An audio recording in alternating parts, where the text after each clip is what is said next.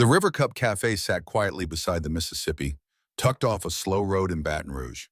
It was little more than a wooden structure with stone foundation, strung with amber lights that cast everything in warm shadow. A handful of tables, dark wood worn smooth by years of use, and the steady sound of water nearby. The air smelled of old leather, river mud, and something darker, cigar smoke that clung to the corners even when no one was smoking. To Marco Vitale, it was exactly what he needed. Every evening he came at the same time to the same corner table, black espresso in hand, a gold lighter he never used sitting beside his cup like a talisman.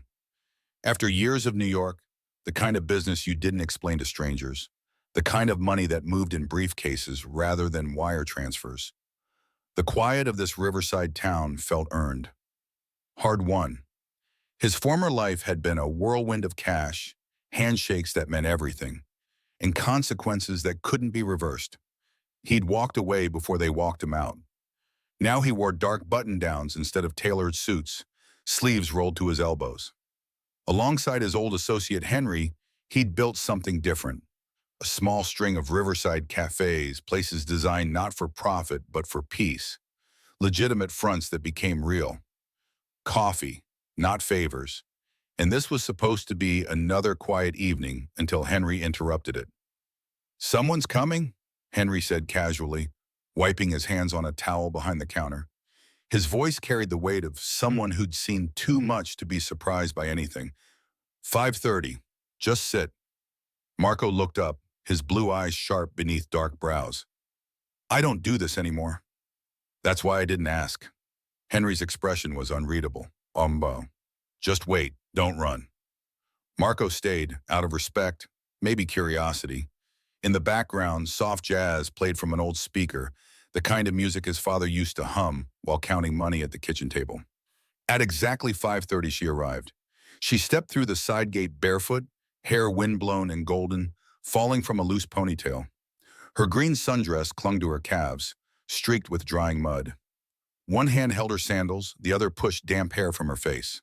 Marco nearly stood to leave. She looked like she'd swum here. What kind of setup was this?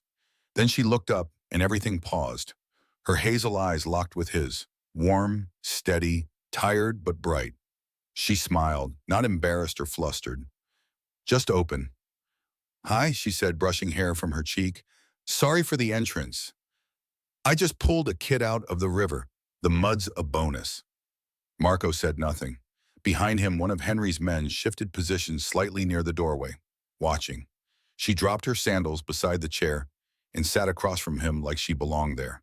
The air shifted, warm, unscripted, honest in a way Marco hadn't encountered in years. "The river," he said finally, his voice low. "You went in?" She nodded, wringing water from the hem of her dress with ease. "She slipped off a rock. I was nearby with my dog. It was either jump or watch her float off." Marco studied her, unsure whether to believe her, but there was no performance in her expression. No angle. "I guess showing up to a blind date looking like I lost a fight with a mudslide doesn't help first impressions," she said, grinning. He let out a quiet breath. He could have left, could have made a polite excuse, but he stayed. Something about the way she said it, the way she was entirely unbothered by the awkwardness, the mess, the way the last light of sunset lit her hair like copper wire. "Clara," she said, reaching across the table. He took her hand. It was damp, a little rough, honest. "Marco." And something settled between them. Not loud, not forced, just there. Quiet, steady, like the river itself had paused to listen. The River Cup Cafe was quieter now. The soft murmur of river wind curled through the open space, carrying the scent of honeysuckle and something darker, earth maybe or memory. Golden light spilled low over the Mississippi, brushing everything in amber and shadow. Marco sat across from her, hands cupped loosely around his espresso, still trying to make sense of this barefoot stranger with riverbank in her hair. "This how you usually arrive?" he asked, voice low but even. Clara laughed, a light sound that somehow made the sunset feel warmer. "Only when I save small children from drowning. Mud's complimentary." He almost smiled. The awkward tension cracked just a little. You said you're a teacher? He asked after a moment. She nodded. First grade, which means I teach the alphabet, tie shoelaces, settle crayon wars, and occasionally serve as backup mom. Marco raised a brow slightly. Sounds exhausting. Only on the days that end in Y, she said, sipping her chamomile tea like it was the world's most normal evening. There was warmth in her tone he hadn't expected. Not just humor, but something else. Like she carried 100 tiny stories and didn't mind if you borrowed one for a while. His gaze dropped almost involuntarily to her bare feet, still dusted with earth, resting easily on the stone floor. You really came straight here after pulling a kid out of the river? He asked. Clara tilted her head, half sheepish, half proud. I did consider running home, changing, brushing the mud out of my eyebrows. Her voice softened. Then I thought if someone's waiting for me, maybe they're worth showing up for, even when I'm not perfect. Marco looked up. The way she said it, light but not casual, landed somewhere deeper than he meant to let it. He nodded once, quietly. There was a pause. So, he said, voice dropping lower, this girl you saved, what was she like? Clara's eyes lit up, a smile tugging at the corners of her mouth. Talkative. The kind of talkative that makes you think the world must revolve around her stories. Bright eyes, pink dress, hair in tight little braids. Marco froze. She called me a river ninja, Clara went on, chuckling. Then asked if I wanted to come to her birthday party next week.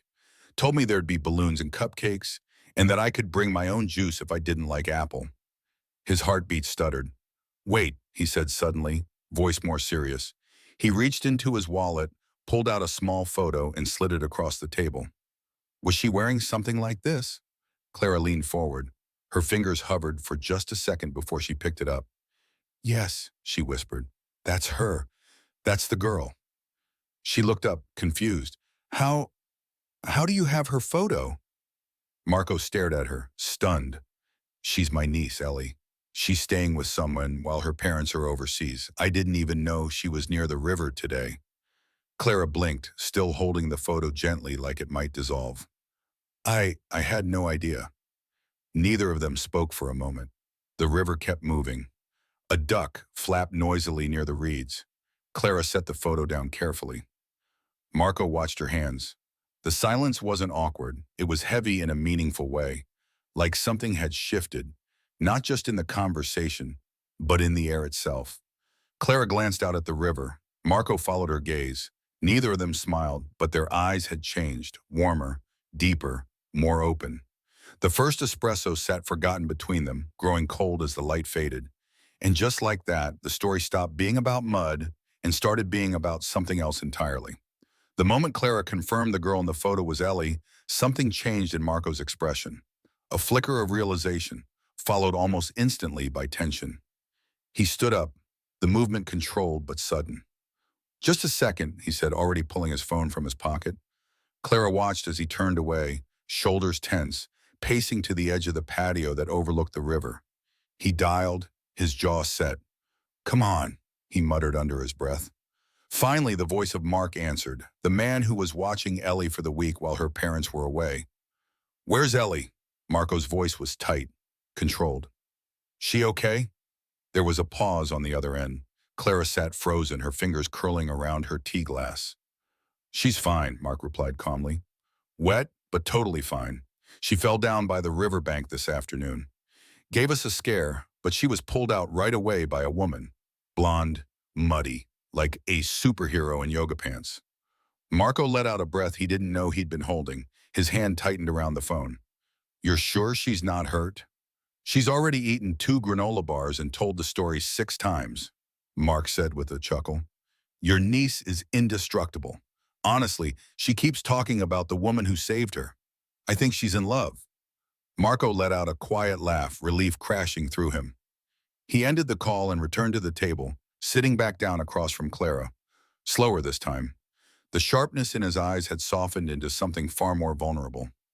She's okay, he said, almost to himself. Then he looked up at Clara, meeting her gaze directly.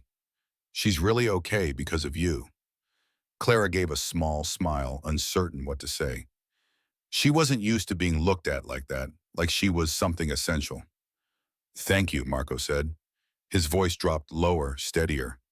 Not just for this, for her. Clara blinked, caught off guard by the rawness in his tone. She looked down, letting the silence stretch for a moment, letting it say what neither of them could quite articulate. Not long after, headlights pulled up to the cafe's entrance.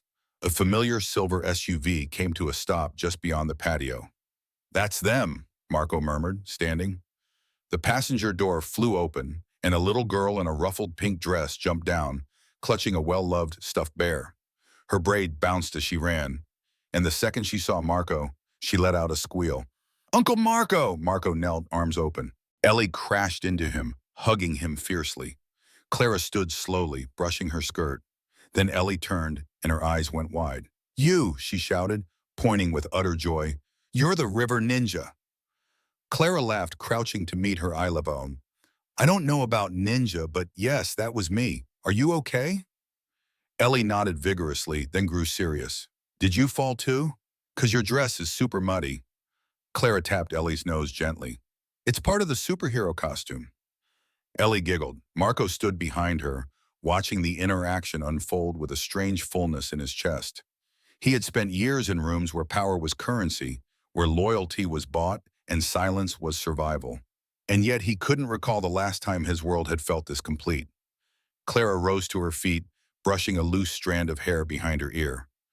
Marco looked at her, unsure of what to say, then simply followed what felt right. "If you're not in a hurry," he said, voice soft, "would you walk with us for a bit? I think this might be the first date I don't want to end early." Clara looked down at Ellie, who grinned and slipped her hand into Clara's instinctively. She looked up again, met Marco's eyes, and nodded once. "I'd like that." The sun dipped lower over the Mississippi, staining the sky with streaks of apricot and rose. Along the winding path by the riverbank, three silhouettes walked slowly, uneven in height but moving in gentle rhythm. Marco walked with one hand in his pocket, the other resting protectively on Ellie's shoulder. Clara strolled beside them, barefoot still, her sandals dangling from one hand. The hem of her dress was dry now, but the dried mud clung to it like a quiet badge of honor. No one mentioned it anymore. The wind off the river tousled Clara's golden ponytail, and in the glow of the sunset, it looked almost painted, gold leaf against a watercolor sky. Ellie skipped between them, humming a made-up tune, her stuffed bear tucked beneath one arm. The little girl had no sense of awkward silence or emotional weight. She simply filled the air with chatter, like she'd known Clara her whole life. "Today at lunch," Ellie announced, "I traded my apples for marshmallows. Mommy says I shouldn't do that, but they were pink." Marco's mouth curved slightly. "Pink marshmallows are hard to resist." Clara grinned. "You're lucky they didn't trade you the green ones. Those are always suspicious." Ellie giggled. Then quite suddenly she turned and asked, "Uncle Marco, can Miss Clara be my private teacher forever?" Marco glanced toward Clara, something unreadable in his expression. "What do you think?" Clara bent down slightly to meet Ellie's eyes and whispered, "If I were your private teacher, I'd have to teach you all sorts of wild things, like how to fall and get back up again." Ellie tilted her head. "Like superhero training?" Clara nodded solemnly. "Exactly like that." They continued walking until they reached an old wooden bench beneath a willow tree, its long branches swaying like whispers. Clara sat first, brushing off a layer of leaves. Marco settled on the other side. Ellie plopped herself in between, legs swinging. A leaf drifted down onto Clara's lap.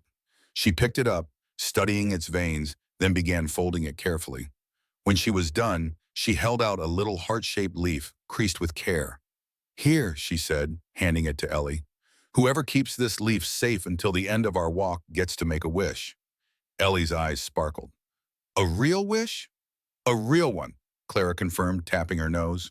The child held the leaf like it was glass, her small fingers curled protectively around it. As they sat, a woman with a stroller passed by on the path. She slowed for a moment, taking in the three of them, Clara in her muddy dress, Marco in his rolled sleeves, Ellie glowing between them. She smiled, then murmured half to herself, "What a sweet little family." Marco turned his head slightly, caught off guard by the comment. Clara didn't speak, but something in her posture shifted. Marco looked at her, really looked. The light filtered through the willow branches and danced across her face. She had a small smear of dried mud on her temple, and still she looked radiant, not because of perfection, but because of presence. His chest ached, not with sadness, but with something warmer, something unfamiliar, like stepping inside after too long in the cold. He didn't say anything. Neither did she, but their eyes met for a second too long, and that was enough. The sky deepened into a shade of lavender as they made their way back toward the cafe. Ellie walked ahead, but only a few steps, just far enough to let her arms stretch away, holding a hand in each of hers. Marco on one side, Clara on the other. Clara looked down at the little hand in hers, then up. Marco was already watching her. He didn't smile. She didn't either. But in their shared silence, something had shifted. It was not a perfect day. It was a muddy, messy, strangely orchestrated, golden-lit kind of day. And maybe the perfect ones never held anything this real. Since that unexpected walk by the river, something had shifted in Marco's carefully ordered world. Clara had become more than the girl who showed up to a blind date covered in mud. She was now part of his afternoons, part of Ellie's laughter, and part of a slow but certain rhythm returning to his life. There were morning coffees, sometimes at the River Cup, sometimes in takeaway cups as they walked Ellie to day camp. There were texts exchanged late at night, silly dog memes, questions about coffee beans, and quiet admissions about books that made them creeping. Clara never asked about his past in New York. Marco never asked why she always hesitated when someone mentioned home. But in that space of unspoken understanding, something tender began to grow. Until the past came knocking. It was a Wednesday night. Marco had agreed to meet an old associate at a quiet bar on the edge of downtown, someone floating the idea of bringing him back into certain circles, the kind of business that paid well but cost more. He wasn't interested, but respect demanded he listen. The bar was dim, all leather booths and soft jazz. He was halfway through a glass of aged bourbon when a familiar voice sliced through the hum. Well, well, Marco Vitale, still playing the humble cafe owner. He turned. Veronica. His ex-wife hadn't changed much. Designer heels, perfectly sculpted hair, and a gaze that could cut through steel. She slid into the seat across from him without asking. Imagine my surprise, she said, pulling out her phone. When someone sent me this. She turned the screen. A photo taken near the cafe. Marco in rolled sleeves leaning toward Clara, who was laughing, barefoot, hair tied back with a pencil. Ellie stood between them, holding both their hands. Veronica raised a brow. Tell me, is this your new image, reformed family man? Or have you actually fallen for a barefoot elementary school teacher? Marco didn't answer. He didn't owe her anything. You always did have a thing for charity cases, she added with a smirk. Meanwhile, in a quieter corner of New Orleans, Clara stood frozen in a bookstore aisle. Clara, she turned. Evan. He looked almost the same. Sharp suit, polished shoes, the same cologne that used to linger on her pillows. Now a rising star in a major law firm. I can't believe it's you, he said, stepping closer. Still in Louisiana? Clara nodded, unsure how to reply. Evan wasted no time. I've seen your posts, that little river cafe life.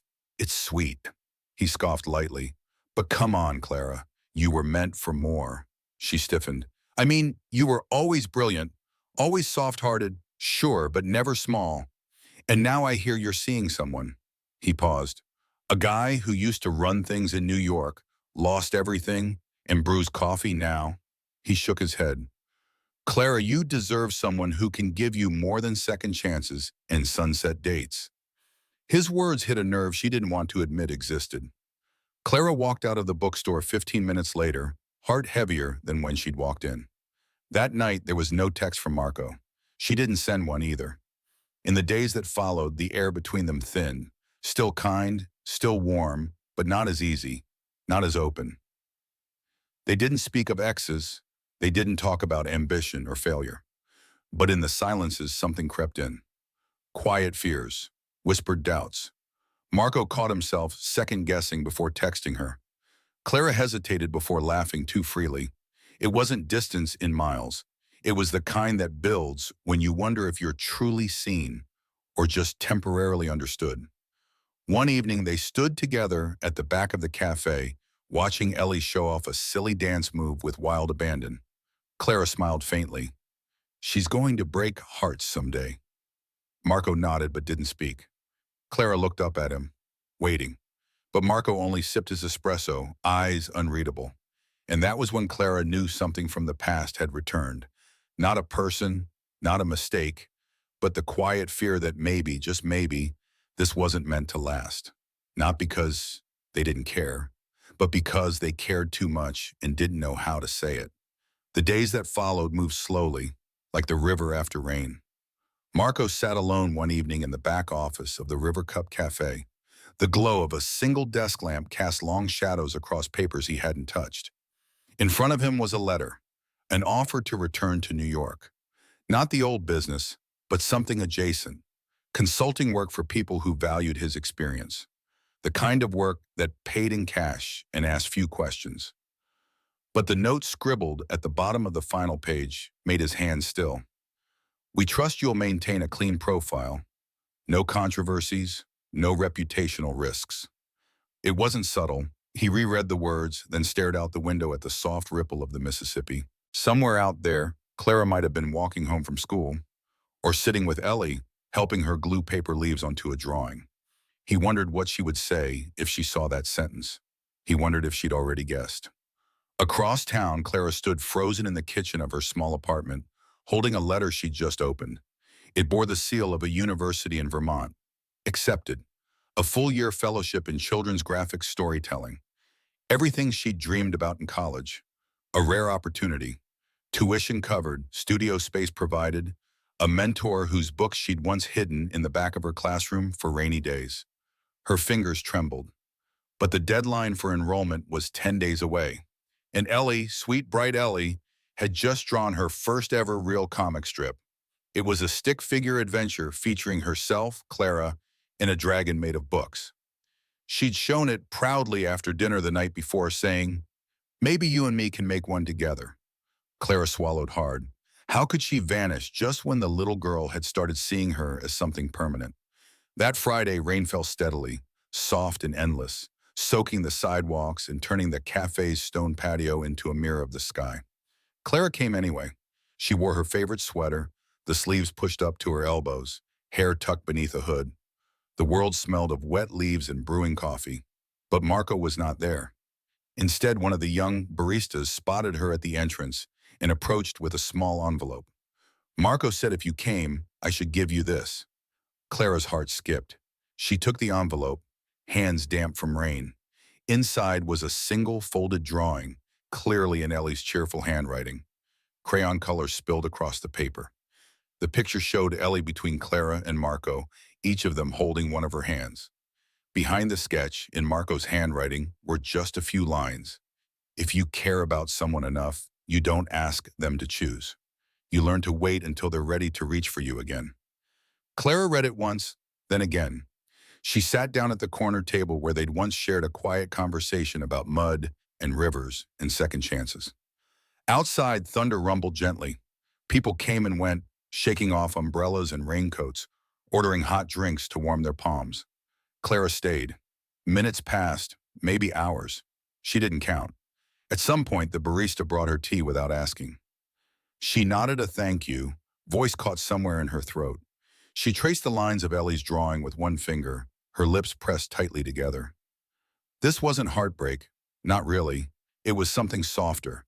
The ache of timing, of silence too long between words, of wanting to reach but not knowing how. Rain tapped gently at the awning, and in that space of unsaid things, Clara waited, not for an answer, but for the courage to choose what would come next. Marco stood on the back patio of the River Cup, morning light stretching over the cypress trees. Fog clung to the river below like breath on glass. His espresso sat untouched, cooling in his hand. He had made his decision.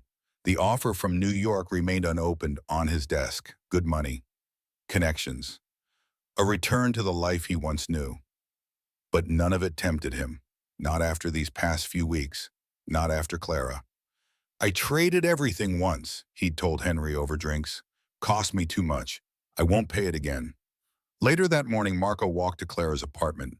The building manager recognized him. She left earlier today, he said. Big suitcase.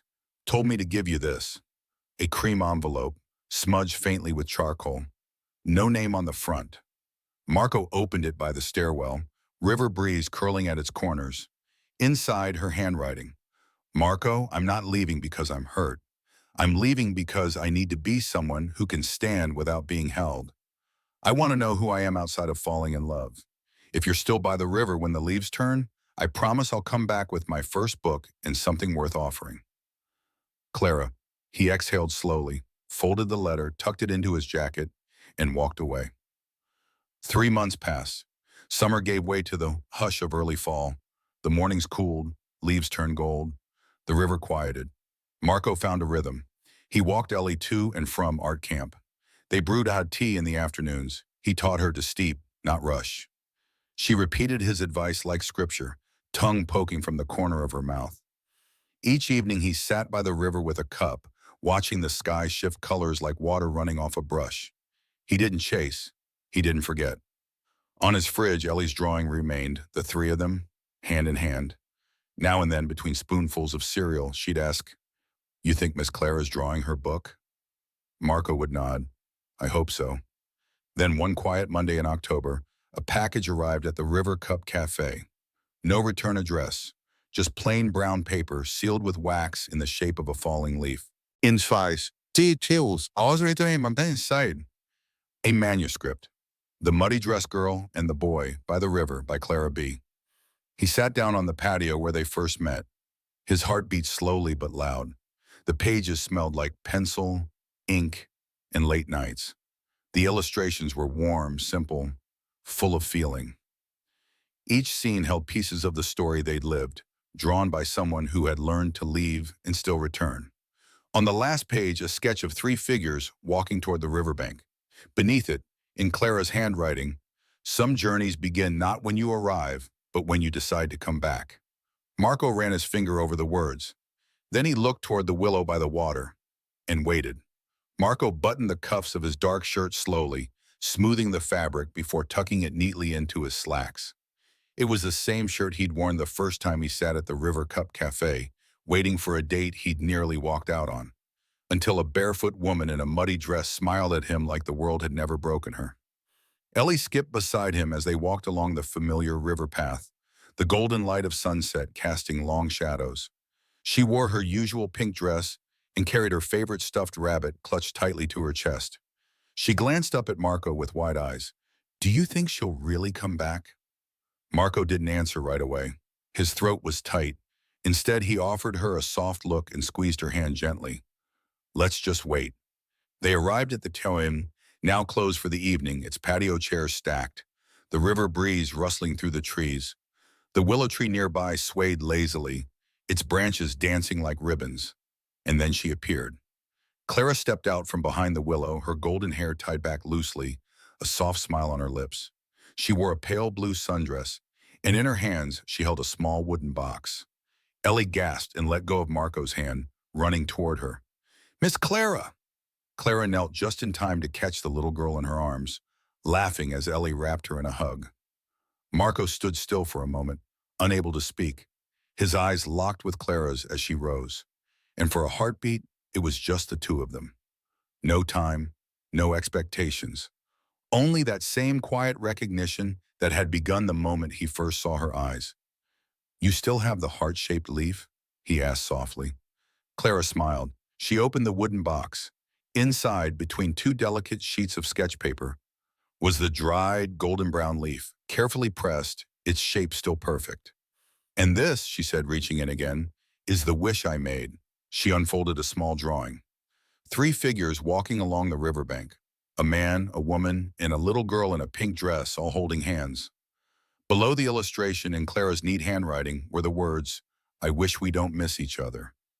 Marco stared at the drawing for a long time. Then he reached out and gently took her hand. "You didn't miss me," he said quietly. "You came back." The cafe reopened a week later for a special event. Guests wandered between tables and easels, admiring the soft watercolor illustrations of Clara's debut children's book. The Muddy Dress Girl and the Boy by the River. Kids giggled as they traced the outlines of Clara's playful characters, while parents lingered near the counter where Marco stood, pouring coffee with steady hands. Ellie stood in front of the red ribbon, scissors in hand. Clara stood beside her, cheeks flushed with excitement. "Ready?" Marco called from behind the counter. Ellie nodded proudly and snipped the ribbon in one clean cut. The small crowd applauded, and Clara turned toward Marco, her eyes glistening. He lifted a cup toward her in quiet salute. On the brick wall behind the main display, framed in simple wood, was the first sketch Clara ever drew for the book. A girl with messy hair, a muddy dress, and a radiant smile standing in the golden wash of sunset. Beneath it, in tiny letters, was the final line of her dedication. Sometimes love doesn't arrive with promises or perfect timing. It shows up muddy, breathless, and smiling, because someone chose to stay just for the way you looked at them.